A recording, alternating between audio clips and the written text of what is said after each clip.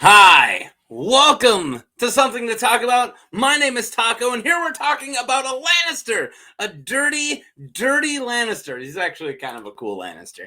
We're here to talk about Daven Lannister, not Devin, Daven Lannister. If you've never been here before, how's it going? My name's Taco. How are you? Click like, subscribe. Welcome to my madhouse. I rant and rave about specific A Song of Ice and Fire characters in this series. I have other stuff too, but these series I'm doing is Song of Ice and Fire characters. So I try to cover characters who are not POV characters and characters who you'll not see in any show, and Daven Lannister is one of those. I also do this all in one big take. I don't edit as much as somebody asked me to recently. You should edit. Pass. I want the feel of improv and also my just like normal off the cuffness, but also the feel like I'm just talking to you. But also I forget stuff. So I have like cue cards I also read off that I write. And yeah. So Daven Lannister was a request. And the next one I'm going to do is a request from the same person. He's like, hey, you should do Daven Lannister and the Weeper. I'm like, I probably should. So here we go. I'm doing them. It was a really good request. Perfect idea. It totally fits the not point of view characters, not on shows. They have some symbolism to them, or they might lead to bigger things later on, like this character, and we'll get to that. Let's just talk. I've been here for 2 minutes already. Let's just get moving with Daven Lannister. Sir Daven. Daven Lannister is a knight from House Lannister, and he's the son of Sir Stafford Lannister, a cousin and brother-in-law of Tywin. So what does that mean? Stafford, right? Stafford Lannister is Lady Joanna Lannister's brother. So a cousin of Tywin, right? Was Stafford and Joanna, and then he married Joanna Lannister, and then she died, giving birth to Tyrion. Doesn't matter. So Daven is that son. So he's kind of far away, like he's like a third or fourth cousin or whatever of like Tyrion, Jaime, and Cersei, but he's still Lannister. He's still got that lion blood. Always the second slide I talk about the house. You guys know who House Lannister is, so whatever. This is all new, not news for anybody. But House Lannister of Casterly Rock is one of the great houses of the Seven Kingdoms and the principal house of Westeros. Their seat is Casterly Rock, though another branch exists in nearby Lannisport. That's probably this branch. Their sigil is a golden Lannister on a field of crimson. Their official motto is "Hear Me Roar." However, their unofficial motto, equally well known, is "A Lannister always pays their debts." The Warden of the West is a Lannister by tradition. Their gold mines have made the Lannisters the wealthiest of the great houses. Through the female line, the Lannisters boast descent from Lann the Clever, the legendary trickster of the Age of Heroes, who tricked members of House Casterly into giving him Casterly Rock during the era of the First Men, later marrying Andals. The Lannisters reign as kings of the Rock until Targaryen conquest, when they they were defeated in Field of Fire and they became lords. Okay. None of that's important for Daven, but that's the Lannisters, right?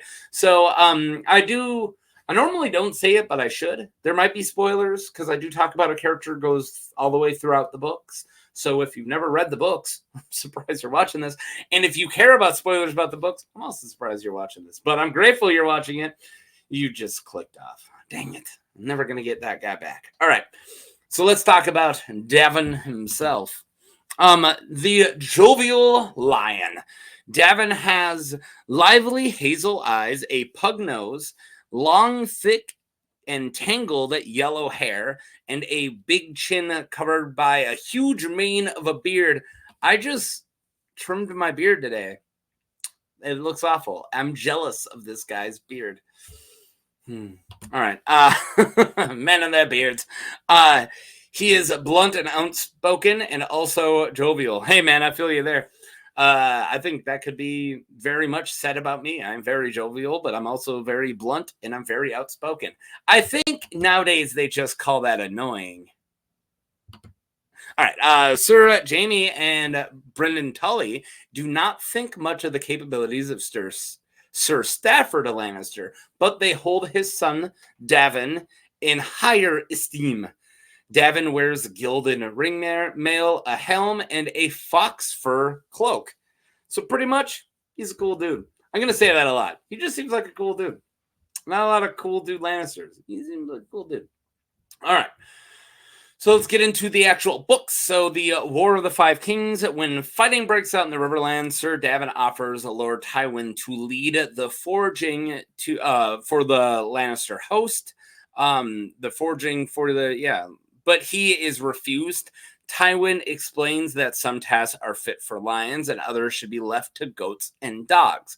The latter a reference to Varga Hoat, the goat, Vargo Goat, and Sir Gregor Clegane, who then organized the fighting or the forging, right? So he's like, hey, can I go do this thing? And he's like, no, dude, that's what we have Gregor Clegane and other dogs. That's what we got Amory Lorch for. All right. I don't need no Lannister going out and doing Little Lord stuff. Daven's father, Stafford Lannister, is killed in the Battle of Oxcross by Lord Rickard Karstark. I always struggle with Karstarks. Daven vows to let his hair grow until he has avenged his father. That's kind of cool, right? So my vow is like, oh, my dad died. I'm not shaving. I'm going all freaking until I get, till I avenge. After the Stark army returns to the Riverlands, Daven gathers remaining soldiers of his father's army at Lannisport. So the Battle of Oxcross, if you guys don't remember, is when the Stark army, Robb Stark's army, sneaks its way through the crag and then down and catches the army gathering outside of Lannisport at Oxcross off guard. So Stafford Lannister has all this big army, like their secondary army, the secondary Lannister army. So it's a lot of it's like sellswords and random farmers and not good soldiers, but he's trying, because Tywin has the real army and he's gathering up another one. So instead of going and fighting Tywin, he's like, Rob's like, all right, screw this. I'm just going to go and sneak into the Westerlands and catch Stafford with his pants down. And that's what he does. And that's when Rickard Karstark kills his dad. And then he's like, ain't shaving. And then he tries to gather an army of his own. All right, moving on. The obsolete vow. Robb Stark executes Lord Karstark for treason at Riverrun as Rickard killed William Lannister and Tywin Frey to avenge his own son's death at the hands of Jaime Lannister in the Whispering Wood. It's just death and death and death, right? Like they were soldiers and they got killed by Jaime Lannister.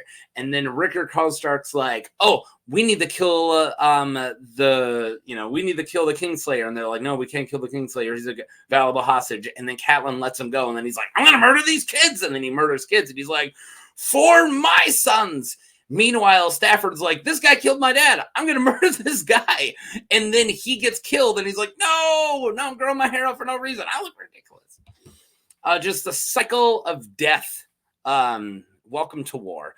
Daven is thus robbed of his chance to take revenge on Rickard, the man who killed his father. Daven keeps letting his hair grow, although his vow has now become obsolete. Yeah, you kind of wrote yourself in the corner there, Sir Daven. Part of the pact between Tywin and old Walder Frey concerning the betrayal of Robb Stark, the Red Wedding, Daven is to wed a Frey to consolidate the alliance between the two houses. It's funny because there is kind of already an alliance between the two houses because Tywin's sister is married to a Frey. But it's got to be strengthened, right? So, Daven is set to marry a Frey, and that was one of the deals for the Red Wedding to happen. All right, cool. Siege of Riverrun. So after the Red Wedding, Daven and Sir Foley Prester, the great name Forley Prester, good name Forley, What a Forley. Join forces at the Golden Tooth and meet up with Sir Raymond Frey to besiege Riverrun. Daven now has long, shaggy hair and a bushy mustache and side whiskers as thick as a hedgerow and a bristling beard. So he's just a hairy dude. After Kevin Lannister's refusal to serve as hand of the king, Queen Cersei Lannister names Daven Warden of the West and commands him to lay siege to Riverrun, where Sir Brendan Tully still holds a sizable garrison. What did I just say? That was a lot there. So Kevin Lannister, which is the younger brother of Tywin, after Tywin dies, he's likely to be hand of the king, but he won't serve Cersei in the way that she wants him to, because she wants to be completely in charge of the small council and she's regent. So he's like, hey, if I join the small council, we're not going to have this guy in it. We're not going to have this guy in it. You're packing us full of spittles and bad people. And she's like, yeah, but they all listen to me. He's like, yeah, but you're not doing a good job. So she's like, you're going to listen to me. And he's like, I'm not. Bye. So she strips him of the title of a Warden of the West and gives it to Daven. The siege of Riverrun does not go easy. Brendan has taken all the food that he could find in Riverrun. So Brendan Blackfish has brought all the food into the castle. So the Lannister army cannot live off the land. Furthermore, there are quarrels among the besiegers. The Freys do not help their allies and only gather food from themselves. Daven does not like the Freys because they're Freys, but he intends to wed one anyways, as he knows what happened to Robb Stark at the Red Wedding. I hate you guys, but yeah, of course I'm not breaking my vow. You kill me. In addition, a part of the forces consists of river lords who have surrendered, although taken back into King's Peace. They are still less than enthusiastic about fighting their former allies. Yeah, that makes sense. Daven wants to storm the castle, but is not able to persuade the other commanders, especially Emmon Frey, who just wants to sit and pretend to be king. Emmon Frey sucks. If you want me to cover Emmon Frey, you'll have to ask really nicely. I don't really want to cover any Freys, but I might if somebody asks nicely. All right. So he wants to just break the siege, but the Freys are like, no, we'll just wait them out. And he's like, it's not going to work. We should just go in there. So Daven's like, let's go be lions. And they're like, we're weasels. Freys look like weasels. So ending the siege, when Jaime arrives to take command of the siege, Daven is pleased to be relieved of the task. He jokes about Jaime's missing hand and happily informs Jaime of the siege's troubles. So he's being honest with the dude. Daven talks with Jaime about the true loyalty of the Riverrun men in front of some of their pages. Lewis Piper and a Garrett Page. There's a Page with the last name Page. That's funny. During the War Council, he openly says that Sir Raymond Frey is drunk instead of sick. Jaime successfully negotiates the surrender of Riverrun in a kind of messed up way, although the Blackfish is able to escape. So Blackfish gets away in the show, or in the books, not in the show. Show he doesn't. But yeah, in the books he gets away. I love this picture I got of Riverrun because it's such a cool, strategically placed castle. It's hard to siege because it's just surrounded by water. All right. Now, that's where we're at, right? So that's it. Siege is broken. Daven was last seen there, but he does have to wed a Frey in the future. So where does that lead us? With the future. I already said it. So I'm going to talk about the Red Wedding 2.0 theory. So the Red Wedding 2.0, there is a fan theory about Daven's upcoming wedding with a Frey. Some thinking that there will be a massacre as payback for the Red Wedding. So yeah, it's called the Red Wedding 2.0, and that would make sense, right? They're having a wedding. There's a Frey involved. It's the two main betrayers of the start. Well, Lannisters didn't betray them. I guess Boltons did, but Boltons and Freys. But whatever. It's the two people who are really responsible for the Red Wedding. So it would make sense if they're getting married that there would be, some type of Red Wedding 2.0. So kind of some evidence. The Brotherhood Without Banners are hanging out around the Lannister camp. I think Tom of Seven Strings, I haven't got up to that book on my 8th reread, which I'm in the middle of now, but I think it's Tom of Seven is hanging out there. And this could lead to Lady Stoneheart crashing it. All right. So that's the kind of most likely. The Brotherhood Without Banners are there. Lady Stoneheart's going to go there. There might be a massacre. There's some other weird stuff possible as well. Some think this might lead to an attack or even Stoneheart resurrecting Robb Stark as a half-man, half-wolf monster. Yes, that is discussed in the fandom. All right, I'm going to get to why some people think that, and it's not horrible. So according to one of Dany's visions in the House of the Undying, so originally this vision was said to be about the Red Wedding, because this vision is in the second book, and it's before the Red Wedding, but there are reasons to think that maybe this is actually foreshadowing Red Wedding 2.0, and I'll get to the vision. So, a feast of slaughtered corpses holding cups and spoons and food with dead men, with a dead man with a wolf's head sitting on the throne wearing an iron crown, apparently foreshadowing the Red Wedding. Okay, so why it might not be is because the wolf is alive. The eyes are moving, so the Wolf King wearing Robb Stark's crown, his iron crown, the wolf head. And of course, when Robb Stark was killed, they put a wolf head over him. So it's weird that everyone around him is dead and he's not, because at the Red Wedding, he dies and all of his men die. But it looks like everybody else at the wedding, this case, is dead except for him. That's why a lot of people think that this might be 2.0 and that she might be somehow resurrecting. There's a bunch of YouTube videos. Go watch them online. Type up Red Wedding 2.0. It's going to give you a lot more information than I am now.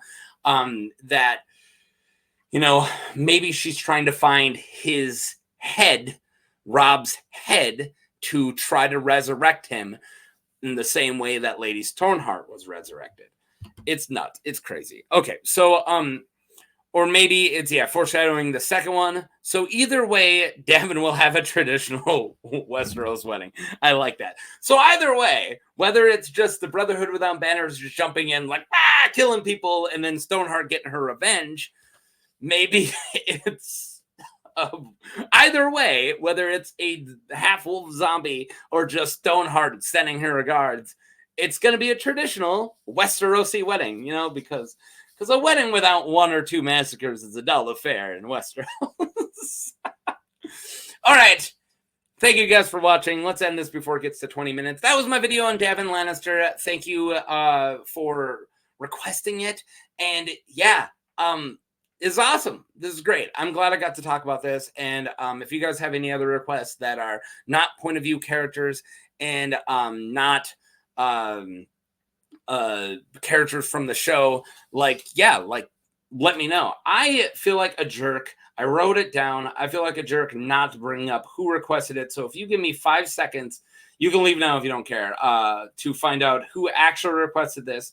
I'm going to do that now. So I got to go back. I believe it was during this video. And oh my God. No, this is the one that somebody told me I need to edit. It's so funny. This is bad TV. I should have figured this out first. That's what I get for not editing. Maybe that dude's right. Maybe I should edit.